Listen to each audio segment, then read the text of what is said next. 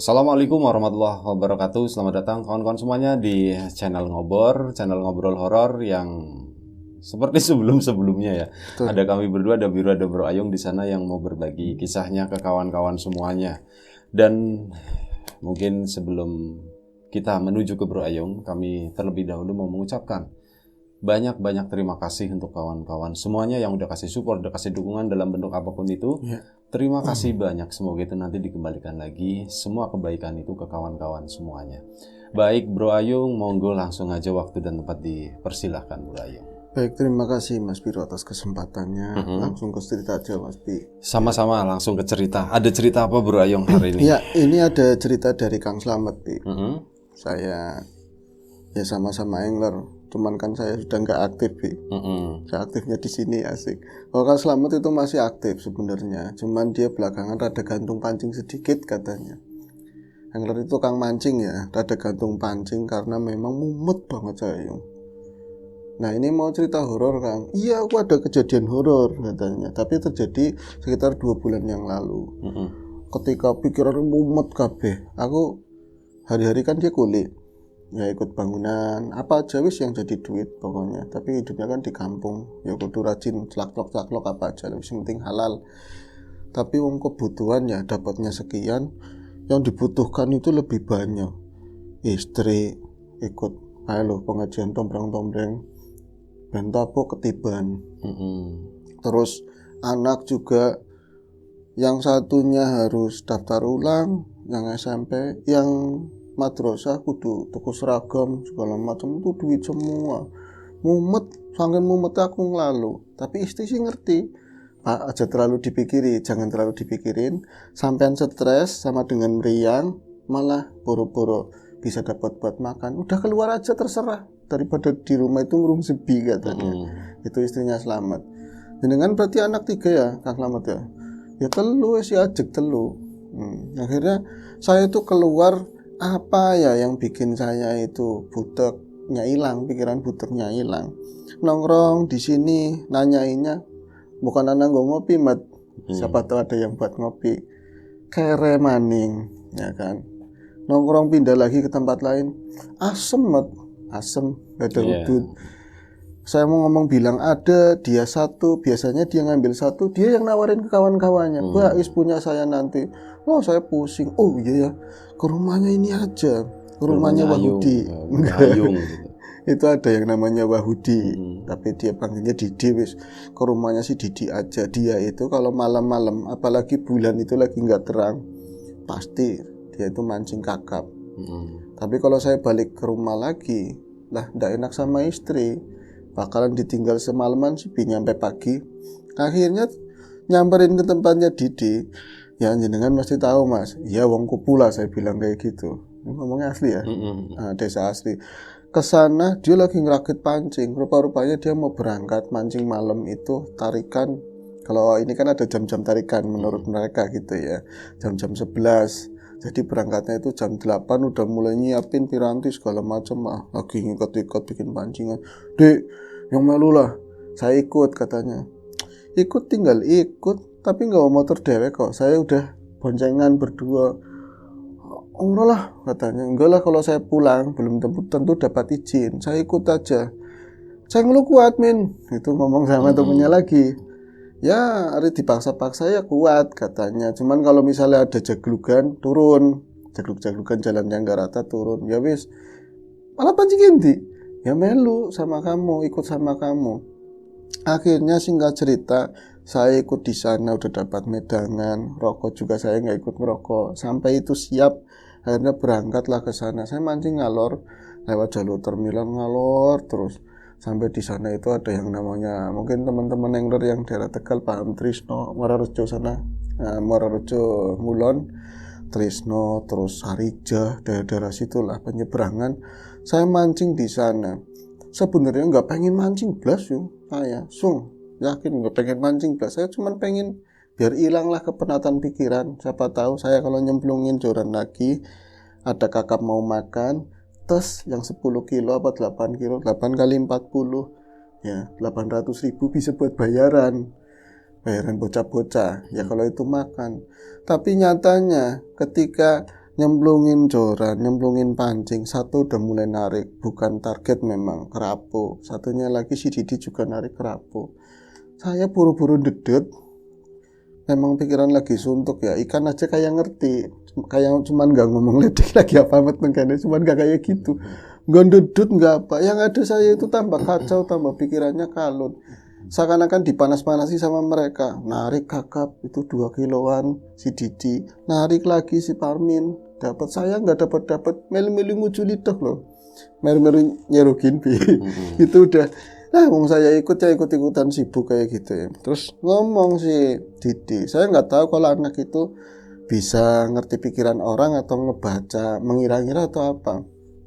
Ngomong gini, Kang Lamat, kalau nggak pengen mancing, banyak pikiran nggak usah mancing, nggak bakalan dapet, cuman capek doang. Yang ada malah kok pikiran semrawut di tempat yang kayak gini, bolongan-bolongan, kali-kali tengah bolongan kayak gini kan banyak memedi. Nanti sampean malah ditemoni memedi repot. Saya pas ngomong kayak gitu rada deng. Seakan-akan kayak mengiyakan gitu loh. Iya tak iya, kenapa saya ikut kemari? Wong saya lagi berangkat dulu aja pernah ditemuin di sini. Tapi sosok Kunti tapi beda ya, soalnya bentuknya badannya gede. Kalau Kunti daerah sini langsing. Kalau di sana lemu-lemu, gede-gede. Ya itu yang pas ditemuin di Slamet. Akhirnya yang tadinya saya jauh dari mereka, kan ada palangan kali kecil begitu ya, berarti buangan air dari balungan. Saya jadi rada mendekat ke arah mereka. Ya paling jarak berapa langkah, cuman kaling-kalingan bakau. Saya nongkrong di situ. Saya lagi mancing begitu ya. Dudul namanya, tak empatin begini supaya orangnya kelihatan sama ikan. Tetap aja nggak ada sambaran sama sekali. Saya pikirannya, tinggal besok ya cari duit di mana buat bayaran ini baju sekolah, baju madrasahnya anak, belum lagi yang lain. Tahu-tahu pancing langsung lari ke bawah begini. Saya itu kalau kalau misalnya saya meleng, bener-bener meleng lah. Untung saya refleksnya kan udah biasa banget, langsung kegempit ke sini, ke ketiak, langsung setrek Didi, tolong Didi. Begini udah kenceng banget. Tapi kalau ikan kan ada gerakan ngayuri begini, itu enggak ada, cuman bener-bener kayak ditarik ke bawah, di bawah kakinya sendiri ke sana, kayak ngerong gitu loh. Enggak ada apapun dan diangkat begini, kayak kita itu di bawah ada bekol nyangkol di situ loh, kayak akar atau semacam, tapi enggak ada gerakan sama sekali. Saya sampai diewangi bocah bertiga, dipegangin, senarnya kan tebal banget ya. Kayak apa ya Mas Somad ya? Gak tahu ini ikan apa. Dipegangin bertiga nyampe semua itu ngerasain megangin joran saya. Gak ada yang bergerak sama sekali. Ketika dilepasin berdua, narik lagi nyampe jungkum-jungkum begini saya. Pegangan sama akarnya itu, bakau.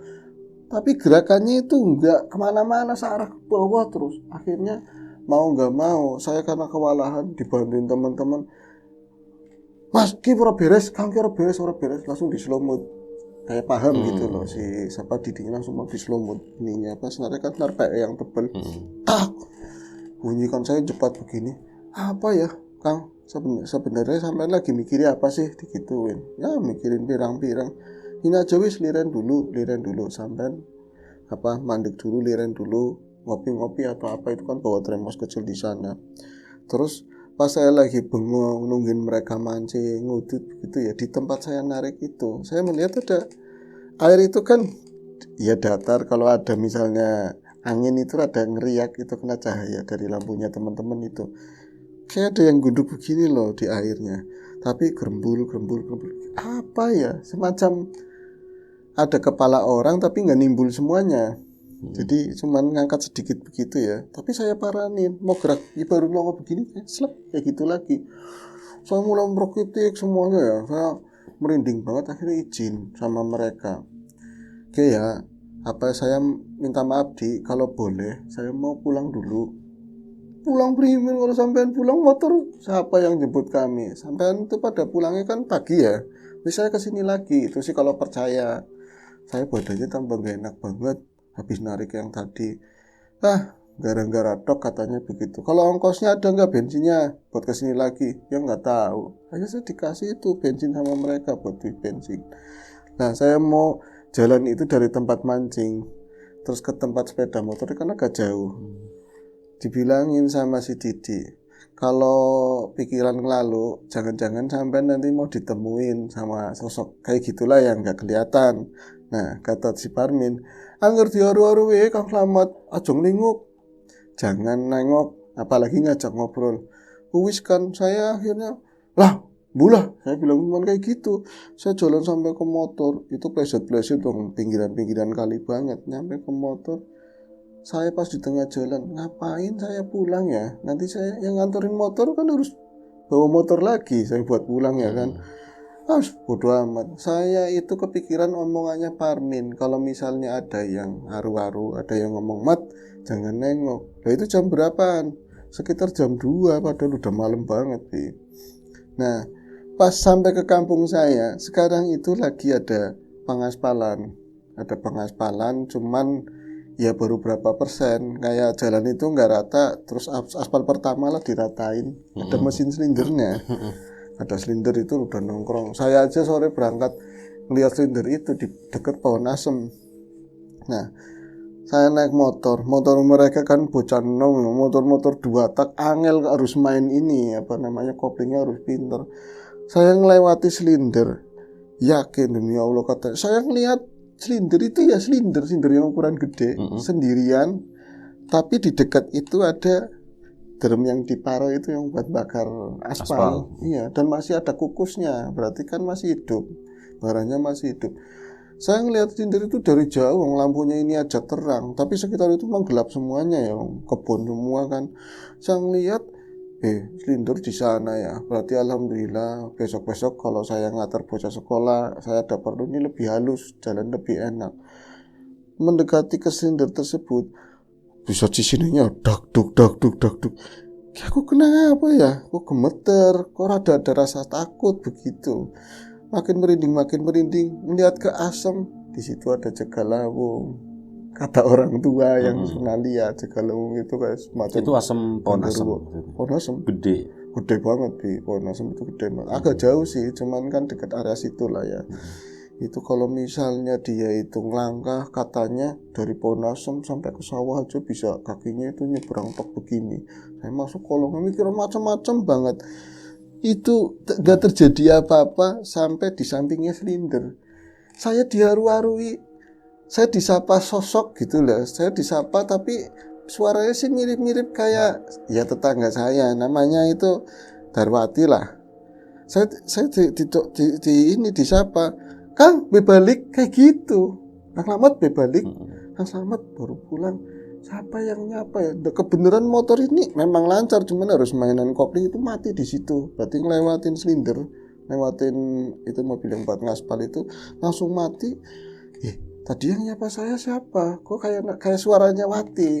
Itu dia pemudi situ, Jam 2 ngapain? Saya nengok ke rumahnya nggak jauh dari situ, cuman ada ya semacam kebun tuh kecil, tuh kaling-kalingan pohon-pohon mangga-mangga ya, nggak berapa. Ini berarti jaraknya udah jauh ya dari pemancingan ya. Udah pulang kampung. Udah di kampungnya dia sendiri. Saya itu nyariin suaranya Wati. Kamu nengoknya ke rumahnya dia ya. Kaling-kalingan cuman kelihatan tembok sedikit lah, yang lain itu ke depan kebun. Bisanya ada suara Wati di mana ya? Saya nengok ke arah kiri lagi. Akhirnya motor gara didugling-dugling nggak hidup-hidup, mulai merinding semuanya. Pas saya nengok ke arah itu, apa ke arah silinder, kan itunya tinggi, motor itu agak ceper. Yang kena itu banyak silinder dulu kan, baru itu di belakangnya ada asap, ada yang buat masak aspal. Serem ya kayak gitu. Itu ada suara lagi, Mat, Kang Slamet, suaranya kayak gitu. Tapi apa ya, semakin saya itu mengenali itu bukan suaranya Wati.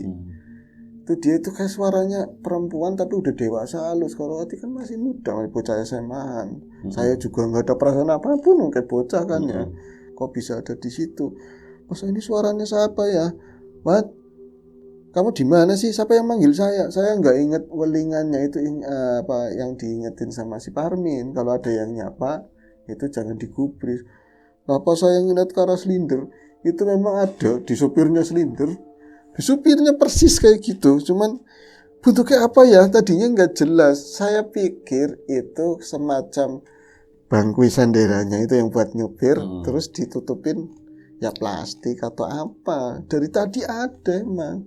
Tahu-taunya itu baju yang berarti dia itu, ini ada sopir, kakinya di sini, tangannya di kaki, jadi nggak megang begini, jadi posisinya begitu tapi nunduk, rambutnya senggane dari atas itu sampai ke ban itu nyentuh ke aspal yang saya lihat.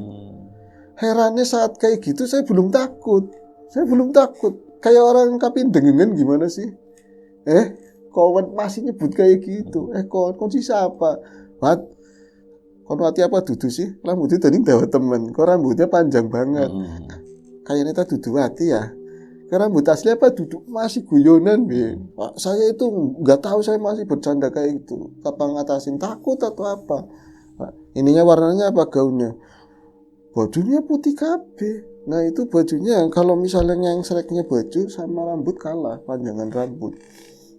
Nah saya bilang pas daning jagongan ning kono jam loro kelalen digituin jam loro kelalen. Dia itu cuman tapi nggak ada ditutup-tutupin atau cuma mata ditutupin si rambutnya dia semuanya. Gembel banget rambutnya, gembel banget. Berarti kalau separohnya itu sebelah sana. Kalau separohnya sebelah saya. Mau tak pegang banget. Tahu si rambut bisa kayak apa sih saya ngomongnya ya, kayak benang ditarik gitu loh.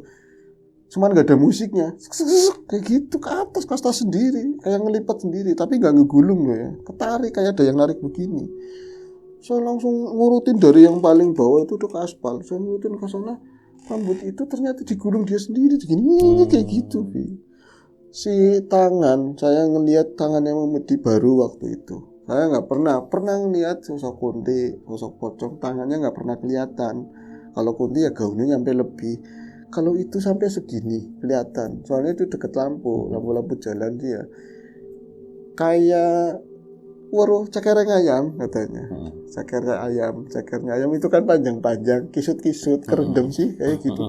Cuman si kuku mana? Daun pun. Kuku panjang-panjang banget itu, rambutnya di sela-sela sininya diginiin. Sek kayak gitu. Dibilang cepet dia londok itu pelan, tapi dibilang pelan ya nyatanya gulungannya cepet banget. Dan dia kayak nggak diikat begini, cuman kayak lari di tengah-tengahnya, di sela-selanya begitu. Saya masih kependengan, belum takut, belum apa. Kayak rambut itu jalan kemari dan kebuang ke arah sana. Otomatis si ini mulai kelihatan gini. Itu baru saya nguyuh di situ. Nguyuh itu kencing ya. Kencing di situ. Tapi Kang, pas kelihatan ininya, mukanya rawik banget katanya. Jadi kalau orang mungkin orang tua yang nenek-nenek yang ketabrak gimana sih? Udah kisut-kisut tapi pada blobor bidara semuanya kayak gitu, kowol-kowol. Saya langsung tetap aja mau ngomongnya mati.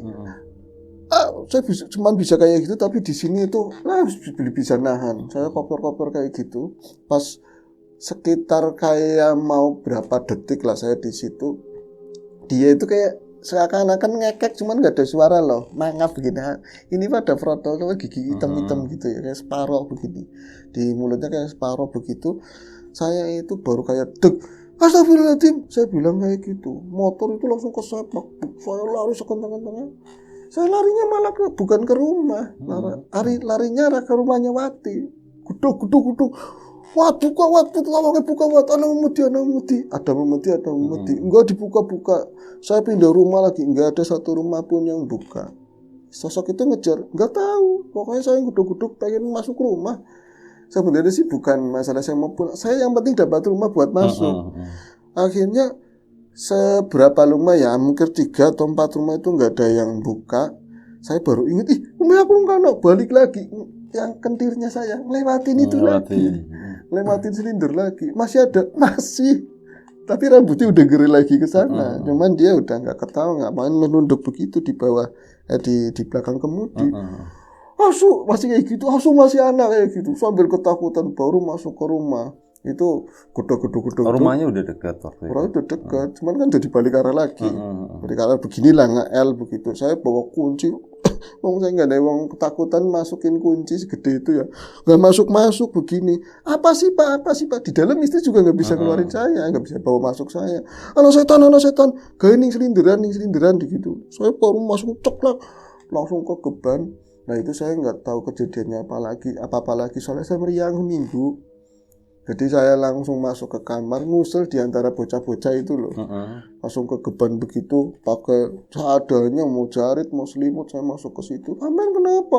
Wah, rawek-rawek kabeh, rambutan, rawek-rawek kabeh. Nah itu saya nggak tahu ya kejadian setelah itu apa. Yang pasti setelah saya itu bangun mending, terus ada yang nengokin temannya istri pengajian. Terus bawa bapak situ ya. Rimen matanya kejadian apa? Saya ceritain semuanya. Loh itu pikirannya kamu aja. Kayak gitu ya sebenarnya tidak ada atau yang ngomong begitu RT-nya. Cuman kan pikiran memunculkan ya banyak lah ngomongan kayak gitu. Tapi yang datang yang lain, berarti yang bareng sama Pak RT ngomong, sebenarnya kejadian itu bisa nggak ada yang ngerti, tapi yang bikin ngerti istrimu sendiri. Jadi pagi-pagi dia itu baru ada motor itu gesrak, berarti di sampingnya tadi slender ada kayak talut kecil lah seperti itu, tapi nggak dalam. Itu motor jungkem, dia itu mau beli sarapan, istrinya selamat. Jadi tolong ke motornya siapa? Motor apik jungkem. Itu minta tolong ke tetangga. Karena perempuan semua kan udah keluar, nggak bisa bangunin si motor. Akhirnya bapak-bapak pada keluar, ada yang kenalin, ini motornya Didi, bisanya di sini kayak gitu loh. Ya akhirnya Didinya pulang, itu ada gembol sama tukang mancing yang lain. Dan cerita kalau malam itu Selamat emang ikut sama saya mancing. Ya, cuman di sana pun dia udah kayak gitu. Katanya ditarik ikan udah aneh lah seperti itu. Nah ini saya pas waras-warasnya itu ya rada mending lah hari ketiga saya didatangin mereka, ternyata motor lagi posisi jungkem begitu ya, lagi posisinya di talut. Saya dari situ nggak enak banget, tapi situ saya beraniin hari keempat, berarti malam keempat saya ke rumah Didi mau minta maaf. Kalau istri sih bilang jangan dulu Kang sampai lagi meriang kayak gitu kan. Akhirnya saya paksain wis ke sana. Aku nggak enak soalnya katanya ada totok ininya pecah, saya ada kerusakan. Nah itu silinder sih ada, silinder itu masih ada. Itu malam. Gobloknya aku malam loh. Kenapa nggak harus siang atau sore? Karena ya pikir saya kalau Didi pasti adanya itu malam. Mau dia kerja. Saya ke sana ke tempat Didi masih ada silinder dan masih ngeledekin loh. Jerong hati masih ada asem. Ini jagung nenggak ini ya, setan ini rambutnya ngono, masih tak bayangin kayak gitu. Saya ke tempat Didi cerita, orang percaya Didi. Dasar wong lagi sampean, entang aku wingi. Saya ganti kalau saya ada duit ya soalnya kebutuhan lagi banyak banget. Saya sekarang aja meriang, orosa Kang wis, tapi ya nggak melu maning aku mikir-mikir lah ngecek sampean. Kalau ikut lagi saya mikir kayak dia itu marah loh, kecewa. Saya jadi nggak enak banget. Saya balik lagi lewat situ sing buri wis anak di belakang itu ada. Maksudnya gimana? Sebelum lewati silinder ya, berarti dari belakang dia kan pakai sepeda. Itu tinggal berapa meter lagi. Saya tadinya udah nggak mikirin silinder lagi.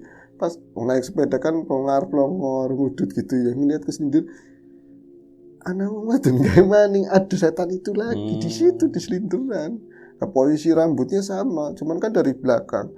Saya akhirnya daripada ngelewatin itu, terus nanti disapa lagi, enggak ininya rambutnya dibelitin ke sepeda saya, repot. Ini aja saya masih meriang. Itu langsung anget kabeh awak aku. Saya itu kentir-kentiran, sepeda saya bopong. Tak seberang namaring rangka, pagernya kebun. Saya lemparin dulu gubrak, saya merobos. Itu bawa sepeda kayak maling di kebun kayak gitu. Saya ngeliatnya ke arah silinder. Lah kamu kunyuknya katanya. Kunyuk padahal saya tadi bilang kunyuknya enggak ada. Nah pas saya lewat itu berarti kan di bawah asem persis. Disapa lagi sama sosok itu. Mat digituin buh. Saya udah yang nyapa itu pasti sosok itu. Saya nuntun sepeda, orang jalan-jalan di situ, nggak jalan-jalan kan. Yakin saya nggak takut waktu itu. Saya nggak takut, tapi kayak semacam saya dikerjain gimana sih? Saya jalan begini kayak yang langka tapi nggak kemana-mana, gitu-gitu aja. pas disapa Mat dibawa asem. Akhirnya kayak dipaksa saya harus nengok ke atas loh, gue eksis ada di situ. Seakan-akan kayak gitu. Iyalah kita ngilang. Ada lucu-lucunya begitu, Bi. Manggul sepeda, kenapa nggak ditaruh dulu, Kang? Ya ambu, kalau lagi kayak gitu mah situ aja susah. Saya nengok ke atas, dia lagi nyelang di atas. Tapi rambutnya hampir di kepala saya. Pas udah nengok begini, baru saya ada kekuatan lempar sepeda, saya lari. Meriang setengah bulan setelah itu. Meriang lagi. Meriang lagi setengah bulan. Nah, kali yang kedua itu cerita nggak ada yang percaya. Ya, siapa tahu cerita kayak gini, itu percaya. Itu percaya, Yung. Ya ampun. Dia bilang gitu. Tapi sepedanya nggak ada yang nemuin atau gimana? Jadi nemuin orang nyari asem. Nyari biji asem itu loh. Karena asem matang kan banyak. Kaku-kaku toh, aduh. Yakin itu pengalaman yang kalau jari sampean dia sosok apa? Sosok orang di perempuan, saya bilang kayak gitu. Kuntilanak duduk, embuh saya nggak kenal, saya bilang kayak gitu. Nah, itu kebenaran tadi saya ngeliat selinder pas berangkat ke sini. Kalau duduk di situ modelnya kayak gitu, berarti rambutnya panjang banget, Bi. Itu aja sih lumayan cukup tinggi juga sih ceritanya. Tapi berarti sepedanya emang ditinggalin di situ. Ditinggalin di kebun. Nanti berhasil pulang tapi yang meriang lagi. Iya. Oke, baik, terima kasih Bro Ayung. Satu cerita tadi dari Mas Slamet ya. Nama asli atau bukan? Asli. Oke, dari Mas Slamet. Tetangga ya Bro Ayung. Tetangga. Oke, terima kasih banyak. Kawan-kawan di rumah juga terima kasih udah mau nonton, udah mau dengerin. Ya yang jelas apa ya? Ya udah, sampai jumpa di episode selanjutnya ngobrol horor. Jaga kesehatan kawan-kawan semuanya. Sekali lagi terima kasih banyak. Doa terbaik dari kami untuk kawan-kawan semuanya. Sampai jumpa lagi. Assalamualaikum warahmatullahi wabarakatuh.